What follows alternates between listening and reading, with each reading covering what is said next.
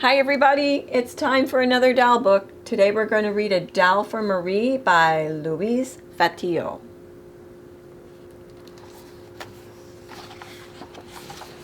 In the city of Paris there lived a doll who sighed from morning to night. She was born long ago when our great-grandmothers lived. She wore a handsome dress of faded red silk with long lace pantalettes that came down to her pretty shoes and a plumed hat on her blonde curls. She was indeed a precious antique doll. But alas, she was also a very lonely doll.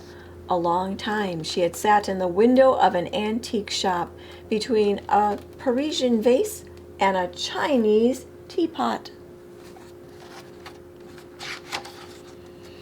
Among antique dishes, clocks, jewels, and snuff boxes, she stared out toward the street day after day, dreaming of little girls in toy beds and doll carriages.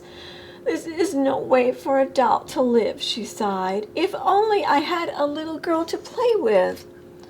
Oh, to have tea parties and to be read to," and she sighed from morning to night. Yet there lived someone who loved the doll very dearly. And that was Marie, the mailman's daughter. Every day on her way to school and back, little Marie pressed her nose against the antique shop window to see the dainty doll and to wave to her. How the doll and Marie wished they could play together, but Marie was too poor to buy the precious doll, and anyways, as everyone knows, antique dolls are not for little girls to play with. Sometimes other little girls came with their mothers and said, "Oh, maman, s'il te plaît, I want the beautiful doll." But mothers always said, "Please do not touch that doll. It's much too precious for a little girl." Although the doll would have liked best to belong to Marie, her heart beat faster every time a little girl walked in.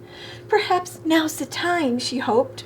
But no little girl ever took her away. Ever. At last one day a nice old lady walked into the shop and admired the doll so much she bought it at once. "Une belle poupée, madame," said Mr. Bric-a-Brac, the shopkeeper, as he wrapped the doll in a red box.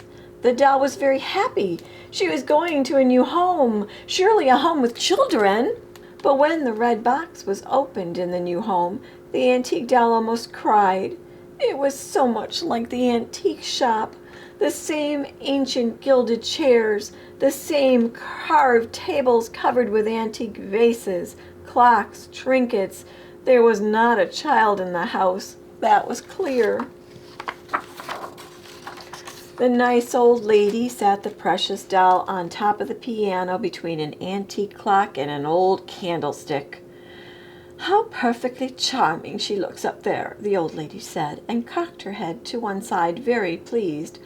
But the doll thought with despair, "I see that I will spend the rest of my days with antiques."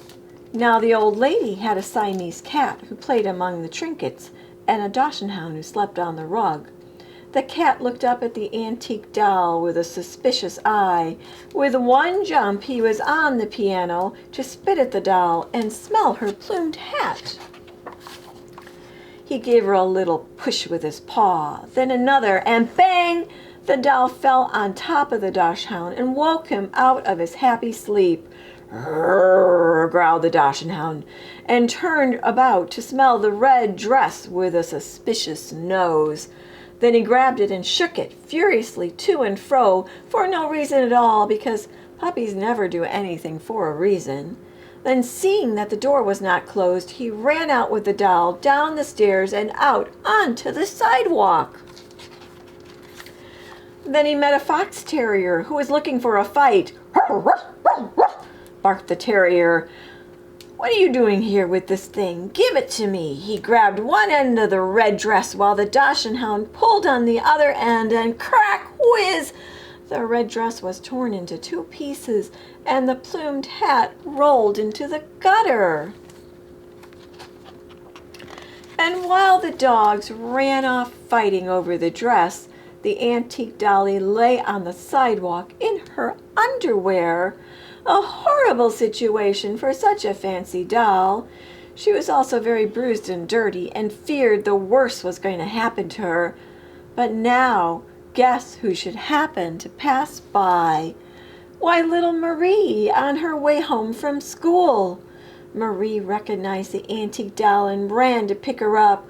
"Oh, ma belle poupée," she cried. "They did not want you anymore. They threw you away." She brushed the dust off the doll, kissed her, and took her home, holding her tight against her heart. Marie sewed new underwear for the doll, a cotton dress, and a pair of slacks for cold weather. Every day when Marie came home from school, she said, "Let's have tea."